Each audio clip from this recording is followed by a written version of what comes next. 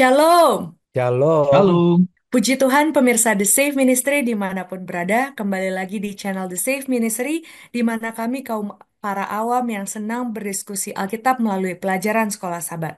Dan pada minggu ini pelajaran Sekolah Sabat kita cukup menantang, yaitu berjudul Murka dari Kasih Ilahi. Kita akan mendengar pelajaran ini lebih detail lagi, tetapi sebelum itu kita akan doa buka yang dipimpin oleh Pak Fajar. mari kita tunduk dalam doa. Bapa kami yang di surga, terpujilah namamu, bila mana kami akan mempelajari firman Tuhan melalui pelajaran sekolah sabat yang kelima ini. Kiranya Tuhan akan tuntun kami supaya kami dapat boleh memahami pelajaran ini, agar kami dapat boleh menyampaikan kepada seluruh pemirsa dimanapun mereka berada. Kami serahkan pelajaran ini ke dalam tangan Yesus Kristus, penebus dan juru selamat kami. Amin. Amin. Baik pemirsa The Safe Ministry, kita akan mendengarkan pengantar akan pelajaran minggu ini oleh Pak Tobi. Baik, terima kasih Saudari Beatrice. Pemirsa The Safe Ministry, ada judul yang cukup atau sangat unik ini yang kita akan pelajari minggu ini ya. Dan mungkin juga kita akan bertanya-tanya. Saya pribadi cukup terkejut ya baca judul ini yaitu Murka dari Kasih Ilahi. Ya, kita membicarakan kasih tapi membicarakan murka. Nah, ini ya. Kita coba lihat di ayat hafalan.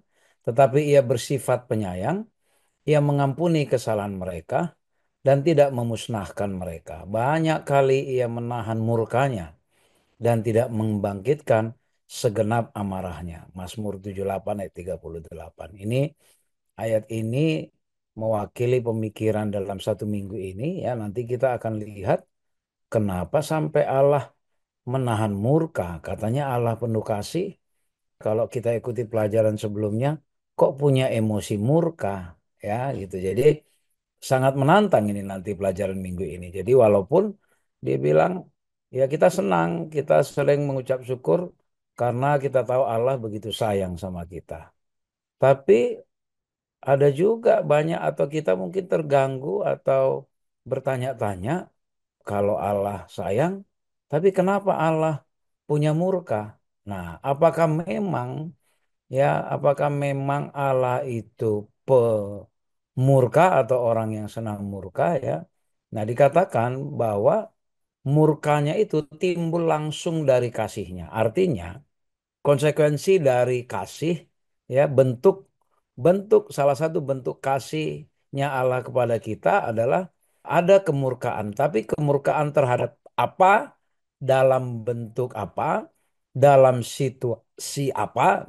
Nah, itu nanti yang akan kita pelajari. Jadi bagi kita pembelajar Alkitab mungkin kalau kita baca sejarah-sejarah di Perjanjian Lama, di bayangan kita atau mungkin di diskusi-diskusi kita ya ketika kita bicara firman Tuhan, di bayangan kita itu, wah kalau baca Perjanjian Lama isinya Allahnya itu Allah kita itu Allah pemarah, dikit-dikit nyuruh perang, nyuruh bunuh, gitu ya. Beda dengan di Perjanjian Baru. Nah, nanti nanti kita lihat benarkah memang Allah di Perjanjian Lama beda dengan Allah di Perjanjian Baru. Ya, nanti kita akan lihat sebenarnya kemarahan, kemurkaan Allah itu muncul karena apa? Ya, kalau di sini dikatakan itu respons kasih yang tepat ya terhadap apa? Terhadap kejahatan dan ketidakadilan. Jadi murka Allah itu bukan sembarangan keluar begitu saja, tapi itu sebuah konsekuensi otomatis dari bentuk kasihnya Allah.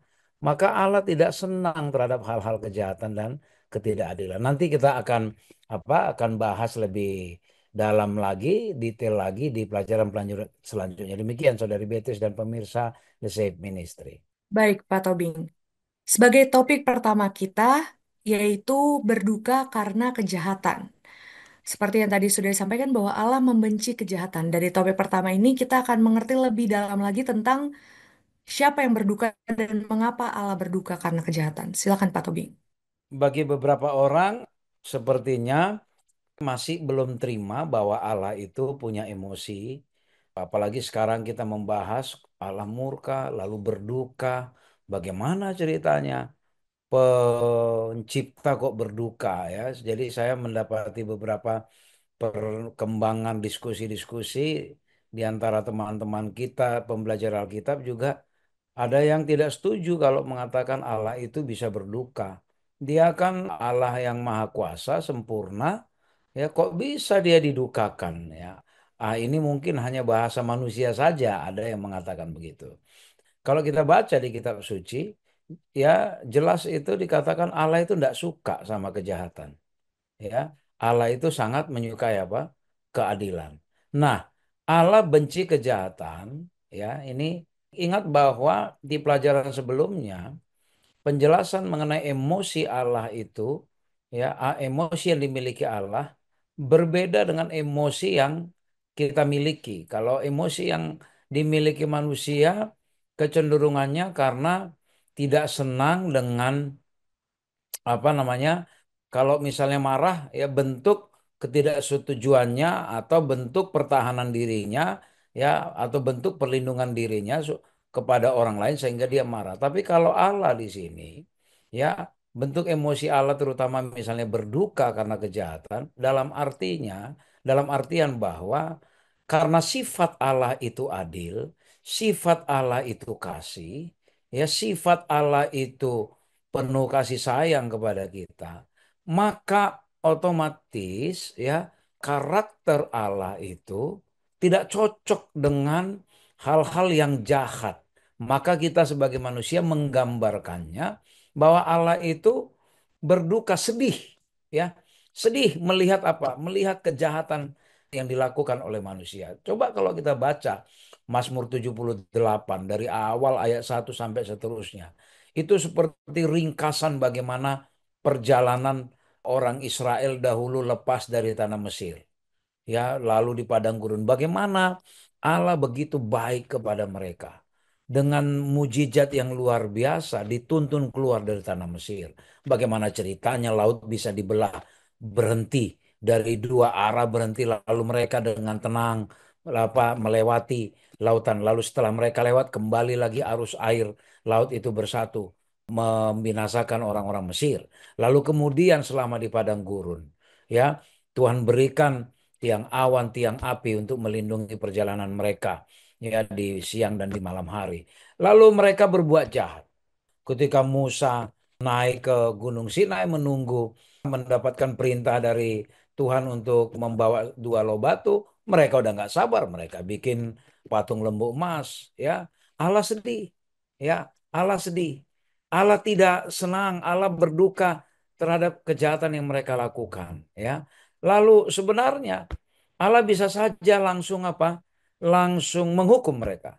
Ya, tapi seperti yang di dalam ayat hafalan kita, ia bersifat penyayang, ia ampuni kesalahan, tidak dimusnahkan. Ya, banyak banyak dalam banyak kesempatan ya Musa bernegosiasi dengan Allah supaya apa? Supaya tidak dijalankan murkanya Allah kepada mereka. Diampuni, ya, dikasih kesempatan, tetap dilindungi, ya, dikasih kemenangan, ya, dikasih apa? Dikasih makanan yang cukup. Lalu mereka apa? Mereka menuntut saya, kami ini nggak enak ini makanan sini, kami mau makanan yang lebih. Dikasih burung puyuh, bebas mereka makan, ya kan? Lalu mereka berbuat kejahatan yang lain. Tuhan tetap bujuk, Tuhan tetap bujuk.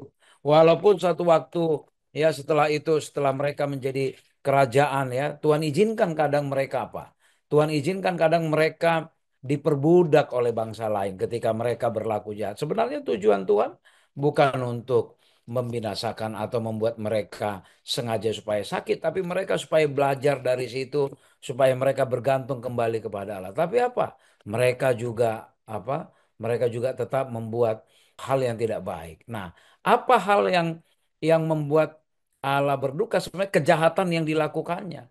Kepada orangnya Allah itu tetap sayang, ya. Kepada orangnya tetap sayang. Nah, maka dalam hal ini kalau kita baca di Mazmur 78 ini, ya, ada Allah kasih, tapi ada waktunya memang Allah akhirnya apa? Menunjukkan ketidaksetujuannya, ya, kepada kejahatan yang dilakukan. Ya, ada batas yang Tuhan berikan supaya manusia sebenarnya belajar, supaya manusia sebenarnya apa? Mengambil hikmah dari situ.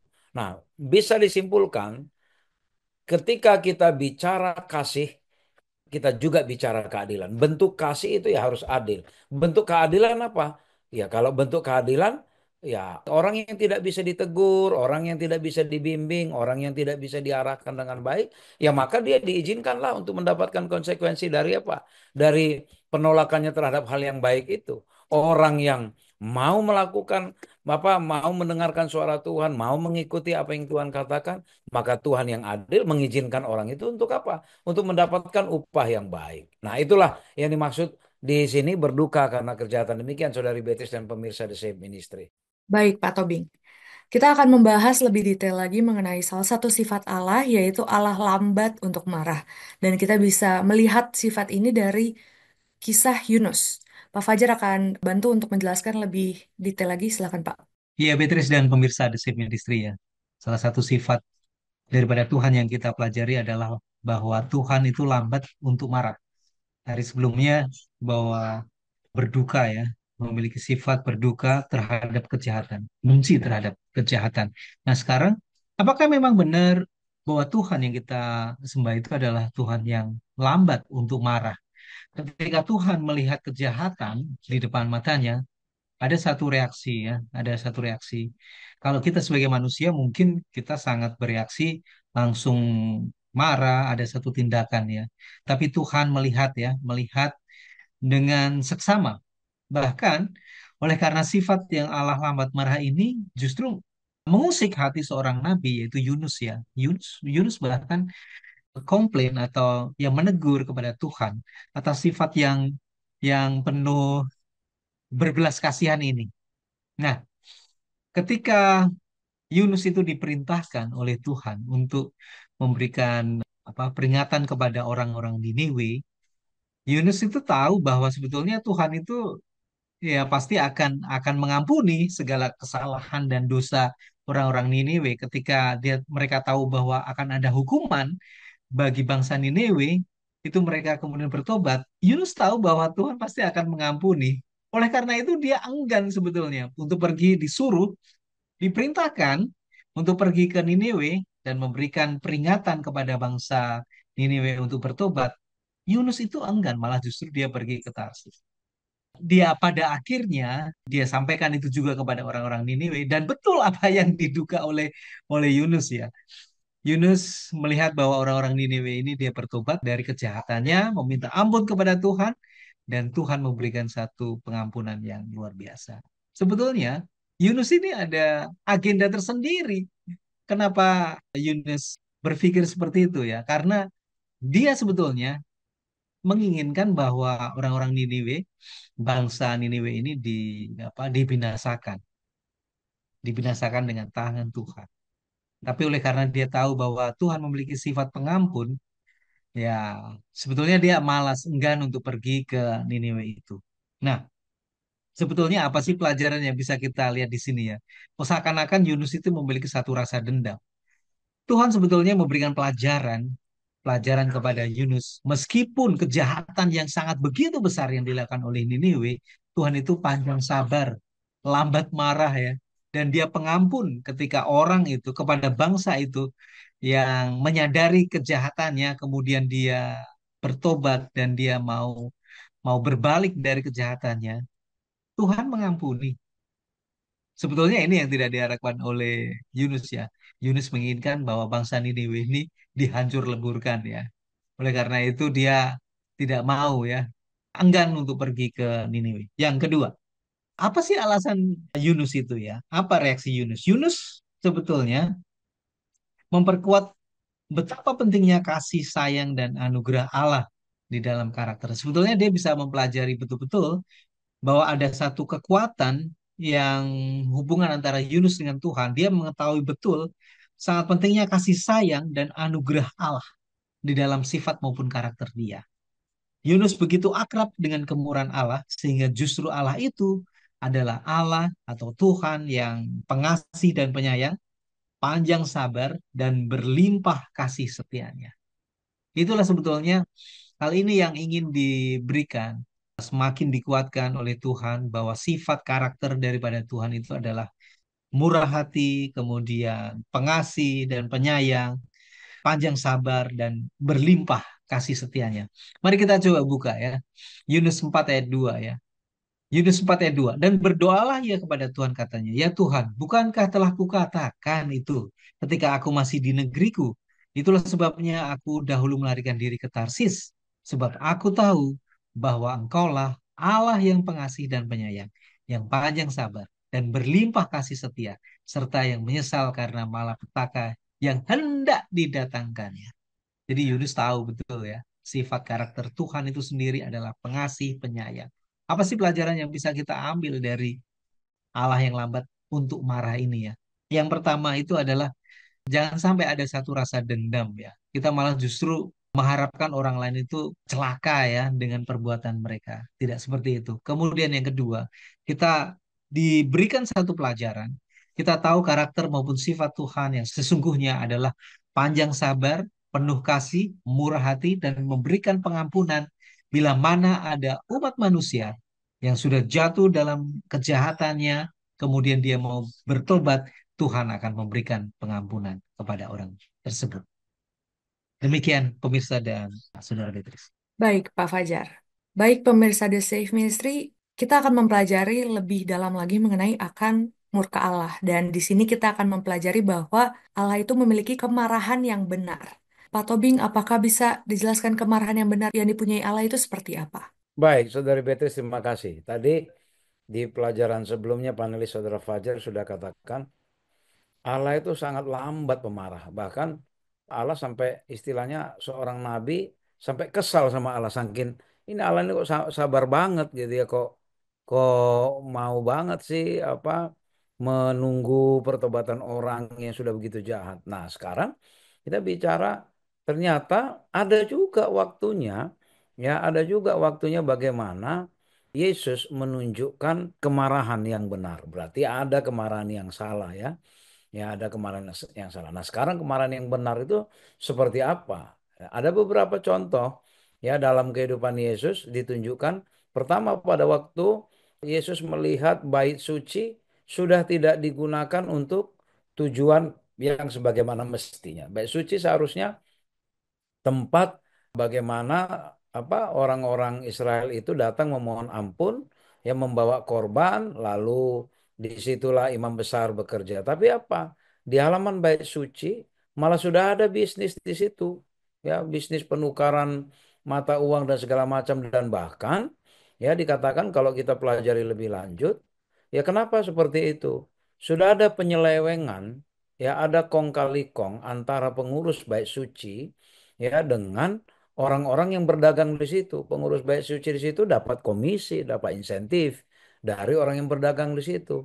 Allah marah, Yesus marah nggak boleh hal yang seperti ini. Nah, nah itu satu kemarahan yang seperti apa ini di sini ya?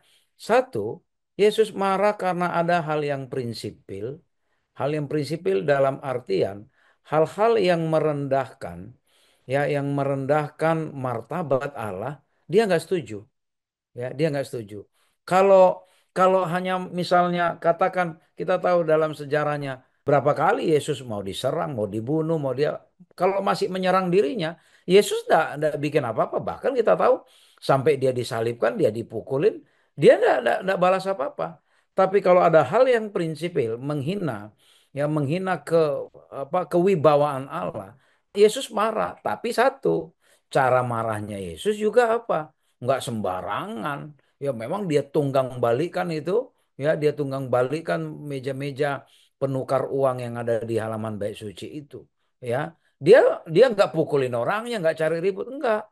Ya, tapi objek yang memang objek yang memang apa namanya yang disalahgunakan itu yang dia dia apa dia tunggang balikan. Lalu yang kedua, pada waktu Yesus berkhotbah di atas bukit ya mungkin cukup panjang khotbahnya Yesus, ada ibu-ibu yang bawa anak-anak gitu ya, ada ibu-ibu yang bawa anak-anak dan kebiasaan bahwa di situ anak-anak diberkati ya, dapat pengurapan dari seseorang yang dianggap seseorang yang dianggap punya wibawa, misalnya nabi atau orang yang dipandang tokoh agama. Nah, saat itu oleh karena pendengar ya terutama ibu-ibu yang membawa anak-anak itu meyakini bahwa Yesus ini bukan sembarangan orang ini gitu ya, ini benar-benar Mesias. Maka ibu-ibu itu minta supaya anak-anaknya mendapat pemberkatan dari Yesus.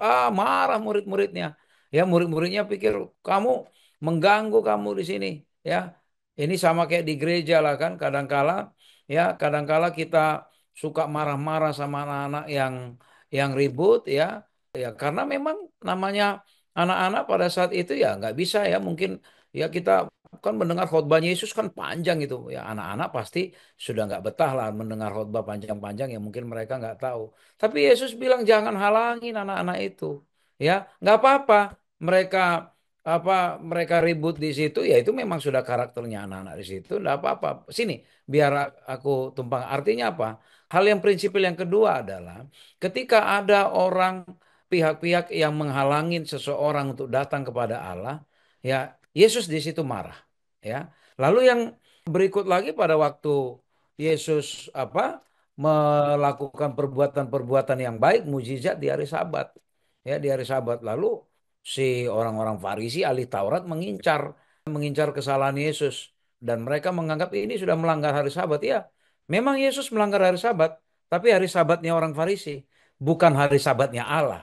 Ya, kalau sabatnya Allah adalah sabat itu ya memang harus menjadi berkat. Maka dia bilang, mana yang diperbolehkan hari Sabat? Berbuat baik atau berbuat jahat? Menyelamatkan nyawa atau membunuh orang? Karena apa? Karena jelas pada hari Sabat yang Yesus lakukan itu dia berbuat baik kok. Yang yang dia langgar apa? Dia langgar itu undang-undang yang dibikin-bikin oleh orang Farisi itu. Nah, Yesus marah dalam artian ya dia sedang mengajar orang-orang Farisi, sedang memberi pelajaran, ya lalu dia lakukan mujizat, dia sembuhkan, ya sedang memberi pelajaran kepada apa? Kepada orang-orang yang fanatik, ya, yang fanatik terhadap liturgi-liturgi, terhadap pemeliharaan-pemeliharaan hari Sabat, di mana hari Sabat itu sudah tidak menjadi berkat lagi. Nah, ini kita lihat, inilah beberapa contoh kemarahan yang benar yang dilakukan Yesus. Nah, ini yang sering salah sangka juga. Ya, di dalam banyak diskusi kita misalnya dengan beberapa orang. Ada kadangkala begini, misalnya anggaplah kalau pengurus bait suci itu katakanlah pemimpin-pemimpin gereja sekarang, misalnya ya. Pemimpin-pemimpin gereja sekarang, ya maaf kita harus sebutkan tanpa mengurangi rasa hormat, misalnya para pendeta. Para pendeta kita ini kan juga manusia-manusia biasa bukan? Yang rentan juga akan jatuh ke dalam kesalahan, melakukan kesalahan dan pelanggaran. Baik di dalam memimpin organisasi ya atau juga memimpin skala di gereja masing-masing. Bisa saja ada kesalahan mereka. Boleh kita marah. Boleh, yang kita marahin adalah perilakunya. Tapi orangnya nggak usah diserang-serang, nggak usah dihujat-hujat. Itu satu. Yang kedua, ya hati-hati, ya hati-hati. Yesus melakukan itu. Ya, ketika Yesus melakukan pada waktu di dunia itu benar-benar atas hikmat Allah, bukan main-main. Ya, dan kita tahu dia tidak jatuh ke dalam dosa selama dia di dunia. Nah, yang sering jadi masalah kadangkala kita memaki-maki, ya kita menyebarkan kesalahan-kesalahan para pemimpin, kita viralkan, ya lalu kita meniru cara dunia dengan beranggapan wah ini the power of netizen. Perlu ini kita viralkan supaya pendeta-pendeta ini bertobat, pemimpin-pemimpin rohani ini bertobat. Apakah cara yang seperti itu sebenarnya yang dilakukan? Dan yang kedua, hati-hati. Apakah kita memang sudah sama dengan Yesus sehingga kita dengan mudahnya kita misalnya mengambil alih tindakan-tindakan seperti itu? Ada cara yang proper, yang pantas yang dilakukan oleh kita sesama manusia. Yesus memang manusia pada waktu dia melakukan itu, tapi jangan salah, Yesus punya pergumulan yang luar biasa. Dia dituntun dia benar-benar menyerahkan hidupnya kepada Bapaknya sehingga selama di dunia dia tidak apa? Dia tidak melakukan jatuh dalam dosa apapun. Sehingga ketika dia marah karena dia tidak jatuh ke dalam dosa, dia punya power, dia punya apa? Kuasa yang orang Farisi akhirnya ketakutan juga. Nah, kalau kita jangan coba-coba langsung bikin begitu, tunggang balikan. Misalnya kita datang ke kantor organisasi, kita tunggang balikan mejanya pemimpin, katakan kalau kita di conference atau ketua uni, ketua daerah, kita tunggang balikan. Enggak benar kalian begini-begini. Lalu posting di media sosial di mana-mana. Itukah cara yang dimaksud marah? Sementara kita sendiri juga apa? masih brengsek juga kita misalnya, masih banyak hal yang nggak benar. Ada cara yang lain. Ya, ada cara yang lain. Kita marah, kita harus marah dengan apa? Dengan kejahatan itu. Tapi jangan sampai ketika kita marah dengan kejahatan itu, kita mau memberantas kejahatan itu, kita sendiri melakukan kejahatan. Kita sendiri melakukan hal yang tidak baik. Itu yang kita juga harus hati-hati. Demikian, pemirsa The Save Ministry dan Saudari Beatrice. Baik, Pak Tobing. Sebelumnya kita sudah mempelajari mengenai kemarahan Allah yang benar. Dan satu hal penting yang perlu kita ketahui juga bahwa Allah tidak menindas dengan kemauannya sendiri dan merupakan topik pada hari Rabu. Kita akan mendengarkan penjelasannya dari Pak Fajar. Ya, Beatrice dan pemirsa The Same Ministry ya. Allah sebetulnya tidak memiliki satu niat untuk menindas ya dengan kemauannya sendiri. Pasti ada sebabnya ya. Allah memberikan satu penghakiman, penghukuman kepada umat manusia yang dengan tentunya dengan pertimbangan yang sangat begitu dalam. Tapi yang jelas bahwa Allah itu sendiri itu sebetulnya justru menunjukkan kegeramannya itu sebetulnya demi kepentingan orang-orang yang tertekan, tertindas ya, serta kemarahan yang benar itu terhadap para korban dan para penindas itu sendiri. Jika tidak ada kejahatan, Allah tentunya tidak akan bertindak secara marah ya. Kemarahannya senantiasa hanya terhadap apa yang merugikan ciptaannya ya. Barangkali ada seseorang yang menindas orang lain. Nah, itulah di yang membuat hati daripada Tuhan itu sangat begitu marah, kemudian merasakan bahwa hal ini tidak patut dilakukan ya, karena itu pasti akan merugikan ciptaan dia yang lain. Nah, nah sekarang Tuhan itu memberikan satu kesempatan kepada umat manusia, meskipun mereka melakukan satu kejahatan yang sangat luar biasa sekali, berkali-kali tidak berkenan kepada Tuhan, melakukan apa yang jahat di mata Tuhan, tapi berkali-kali juga Tuhan akan memberikan kesempatan bagi umatnya itu untuk bertobat dari kejahatannya. Karena apa? Tuhan itu memiliki satu kerinduan, semuanya dapat boleh diselamatkan, dikasihani. Tidak ingin bahwa semuanya itu akan merasakan satu penghukuman atau penghakiman. Nah, kalau kita lihat contohnya di sini adalah ketika bangsa Israel. Mereka itu berlaku sangat jahat di mata Tuhan. Mereka menyembah ilah-ilah lain, kemudian dia berpaling kepada Tuhan. Kejahatannya sangat begitu dalam dan itu sangat merusak daripada hati Tuhan itu sendiri. Nah, oleh karena itu Tuhan menginginkan mereka itu bertobat. Tapi apa yang dilakukan ya? Yang dilakukan adalah nenek moyang mereka, bangsa Israel, tetap tidak mau mendengarkan apa yang disampaikan oleh para nabi dan pemuka-pemuka agama yang lainnya. Nah, mari kita coba baca dalam Esra 5 ayat yang ke-12. Tetapi sesudah nenek moyang kami membangkitkan murka Allah, karena memang perbuatan daripada bangsa Israel ya, membangkitkan murka Allah semesta langit, mereka itu diserahkannya ke dalam tangan Nebukadnezar, raja negeri Babel, yaitu orang Kasdim yang merusak rumah itu dan mengangkut bangsa itu sebagai tawanan ke negeri Babel. Nah, sekarang pertanyaan, kenapa mereka ditawan oleh bangsa Babilonia, Nebukadnezar? Karena mereka melakukan apa yang jahat di mata Tuhan. Dan berkali-kali sudah diberikan peringatan. Mereka tidak mau bertobat, berbalik dari kejahatannya. Malah justru semakin menjauh daripada kehendak Tuhan. Dan akhirnya Tuhan tidak bisa menahan dan membiarkan ya sudah memberikan kesempatan untuk mereka bertobat tapi tidak mereka gunakan kesempatan itu, akhirnya mereka diserahkan ke dalam tangan Nebukadnezar atau Raja Babel ini.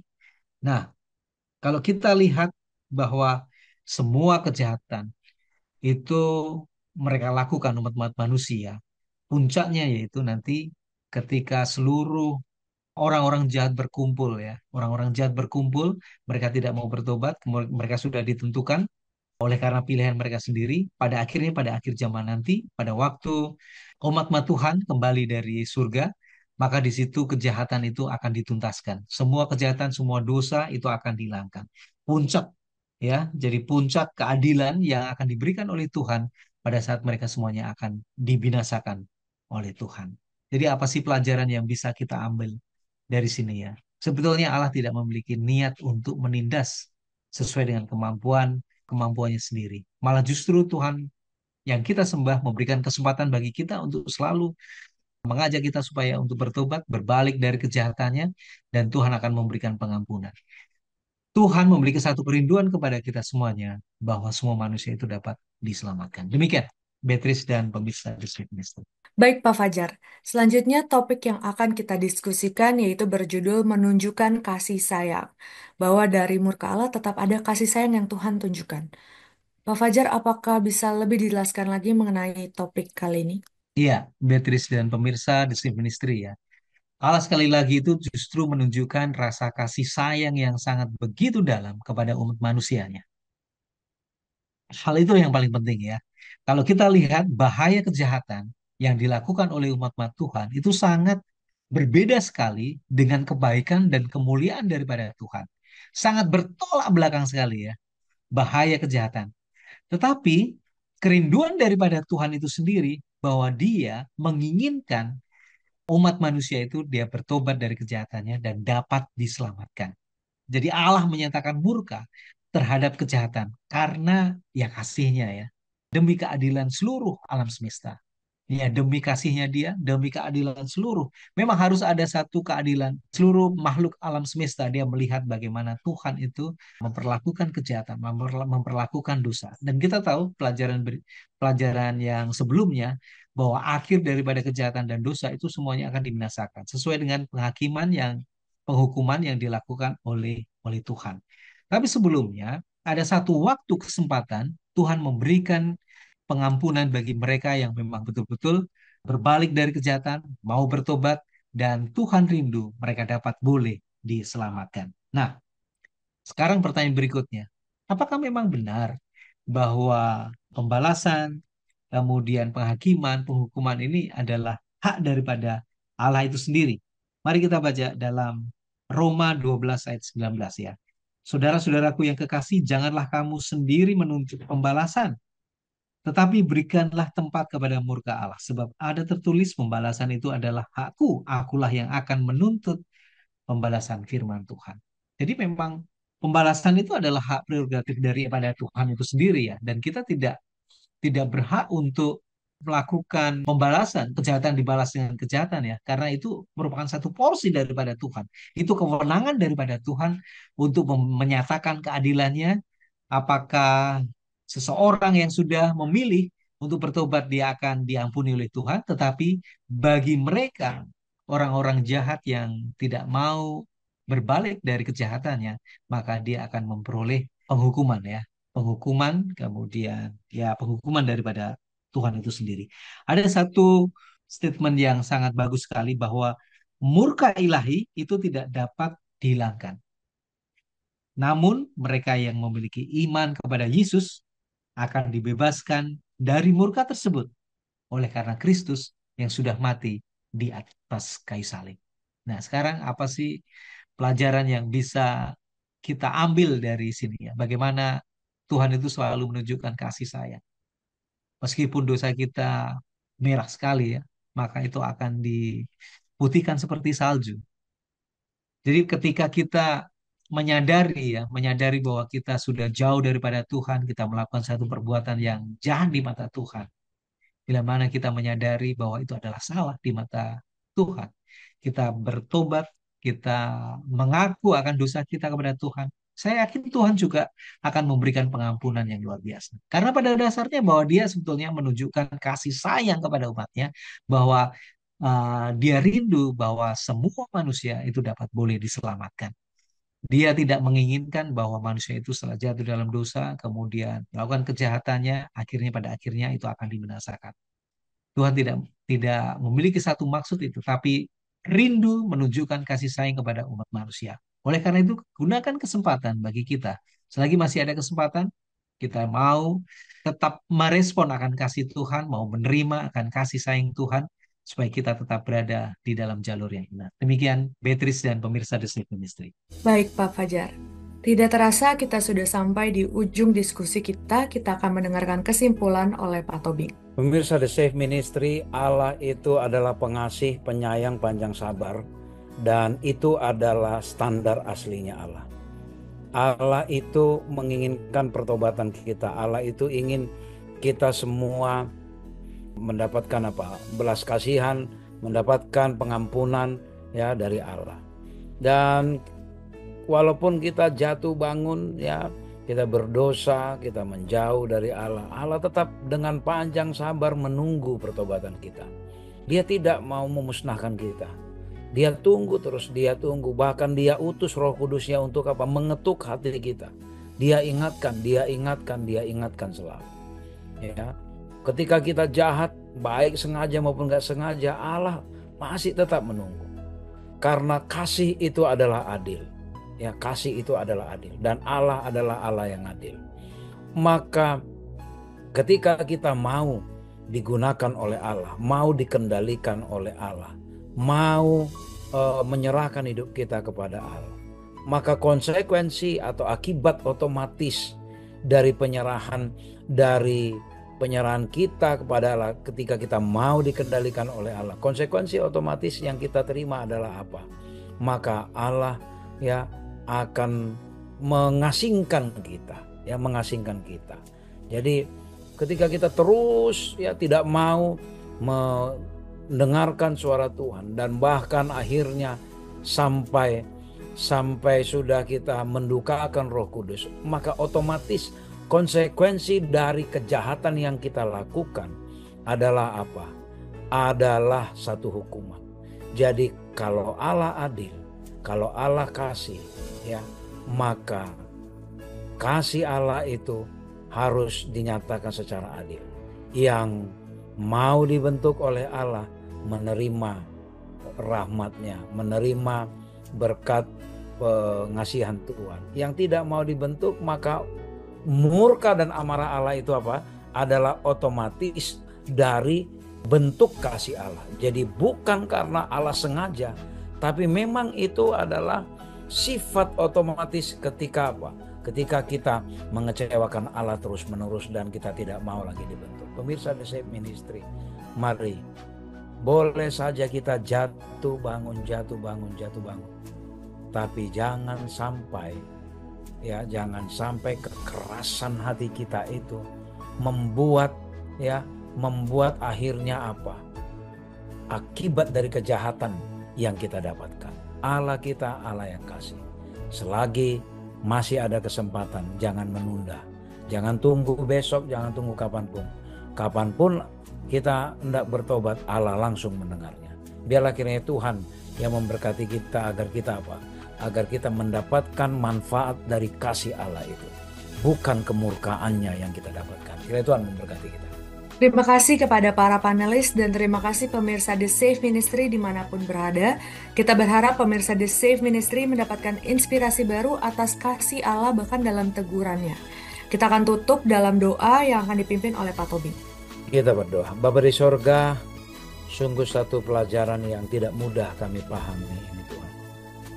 Kami mengerti Engkau Allah yang kasih, penyayang, panjang, sabar, adil. Dan kami ingin Tuhan merasakan manfaat dari kasih-Mu Tuhan. Jangan sampai kami Tuhan selalu menjauh walaupun Engkau sudah mengingatkan kami terus melalui Roh Kudus-Mu.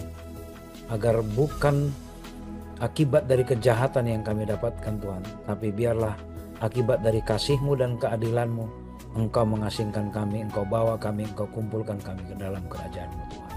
Selagi masih ada waktu Tuhan, ketika Roh Kudus-Mu selalu berbisik kepada kami, mengingatkan ketika kami sudah melanggar, ketika kami sudah menjauh, berikan kuasa kepada kami Tuhan, agar kami boleh berbalik, agar kami tidak mendukakan Engkau Tuhan, tetapi kami apa?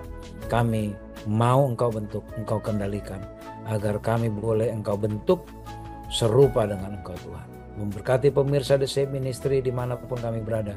Biarlah kami saling menguatkan satu sama lain Tuhan. Di dalam nama Yesus kami berdoa. Amin. Amin. Puji Tuhan akan kasih Allah dalam hidup kita. Kita sudah mendiskusikan bagaimana kasih Allah yang selalu ada untuk kita setiap saat.